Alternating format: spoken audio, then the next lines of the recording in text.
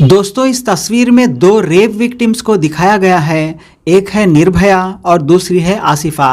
निर्भया आसिफा से पूछ रही है, how are things in new India Asifa. Modi ji के नए भारत में थिंग्स कैसी है, चीज़ें कैसी चल रही है, सब कुछ कैसा हालचाल है।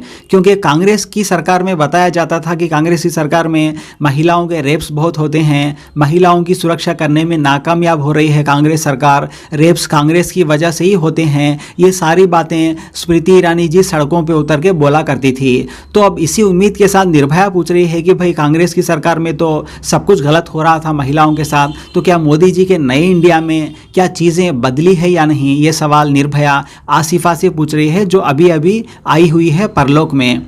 तो यहाँ पे आसिफा जवाब दे रही है, it has changed a lot. बहुत सारी चीज़ें भारत में बदली है। क्या बदला है? Earlier people came on roads with tricolour so you could get the justice. पहले लोग तिरंगा झंडा लेकर सड़कों पे उतरा करते थे ताकि हमारे लिए इंसाफ दिला सकें और दोषियों को सख्त से सख्त सज़ा दिलवा सके।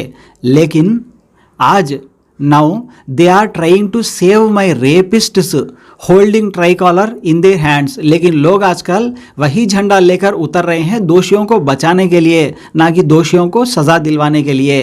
तो गंभीर आरोप लग रहे हैं सरकार पे कि कई बार सरकार दोषियों को बचाने की कोशिश करती है। रिसेंटली उत्तर प्रदेश के वाराणसी में जो IIT BHU की स्टूडेंट के साथ रेप हुआ, लगभग 2 महीनों तक उनके 3 आरोपियों को बचाया गया। इसको लेकर सरकार का ज़बरदस्त तरीके से विरोध हो रहा है।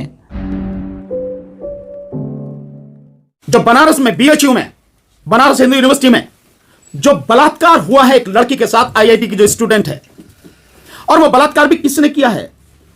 बीजेपी IT सेल के 3 लड़के हैं जिन्होंने किया है और गन पॉइंट पर किया है।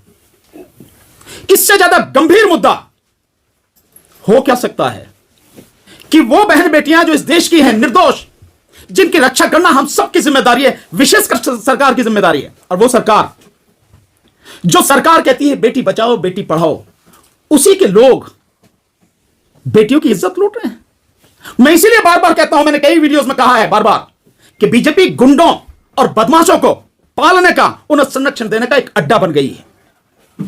प्रधानमंत्री अपराधियों को, भ्रष्टाचारियों को और ऐसे ऐसे बलात्कारी हैं उनको साथ में उन सबको संरक्षण दे रहे हैं। विश्वविद्यालय में, बनारस यूनिवर्सिटी में जो IIT के एक छात्रा है, गन पॉइंट पर भारतीय जनता पार्टी यानी बीजेपी के 3 IT सेल के जो लोग हैं, लड़के हैं, उन्होंने जिस तरह से गन पॉइंट पर उस लड़की की इज्जत लूटी है। यानी जो पार्टी बेटी बचाओ बेटी पढ़ाओ का नारा देती है, प्रधानमंत्री क्यों चुप है? उसके मुंह में क्यों दही जमी हुई है? गृह मंत्री क्यों चुप है? पार्टी कहती क्यों नहीं? ऐसे अपराधियों को सूली पर क्यों नहीं टांग दिया जाता? ऐसे लोगों, जो लोग पार्टी के हैं, उस पार्टी के जिसकी सत्ता है, वो लड़के 3 गन पॉइंट पर आते हैं और रेप करते हैं, सामूहिक बलात्कार करते हैं।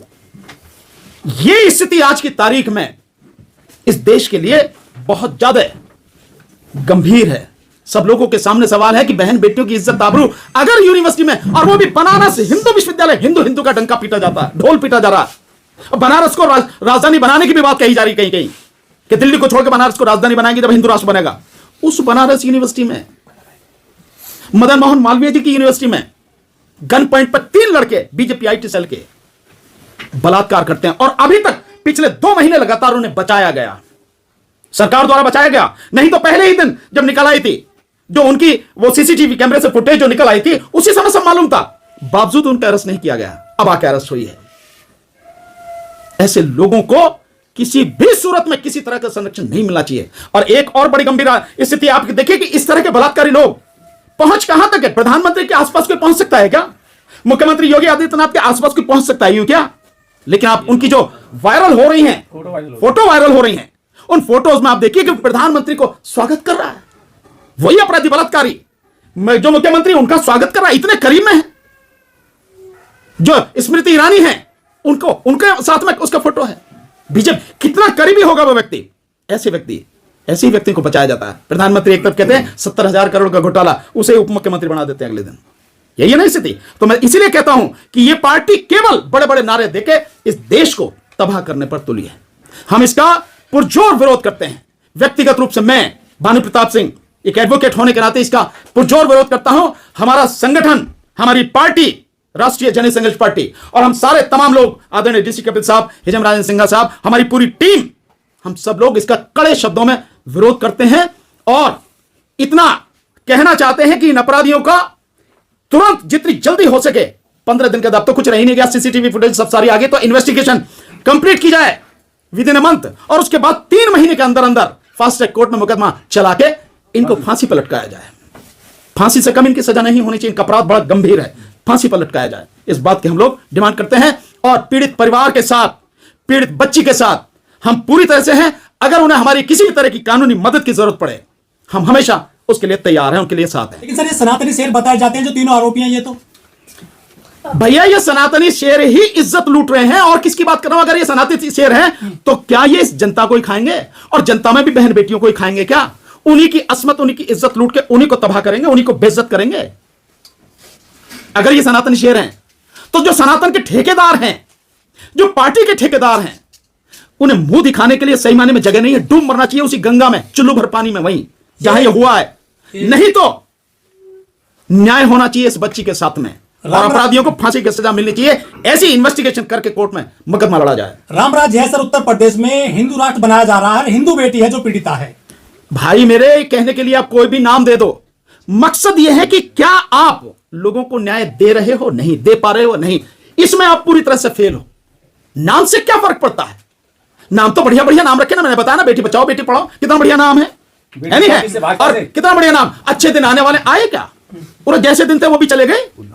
एक जो आरोपी है उसके साथ फोटो है धीरेन्द्र शास्त्री की। मैं तो सारे ये बाबा कैसे हैं? ये बाबा सारे बीजेपी द्वारा प्रायोजित हैं, आरएसएस द्वारा प्रायोजित हैं, और हम तो वकील हैं, हमें मालूम है जितने ये बाबा हैं, इनमें से अगर आप इन्वेस्टिगेशन कर लो तो मैक्सिमम अपराधी निकलेंगे, और अपराध भी इनके बड़े भयानक होंगे।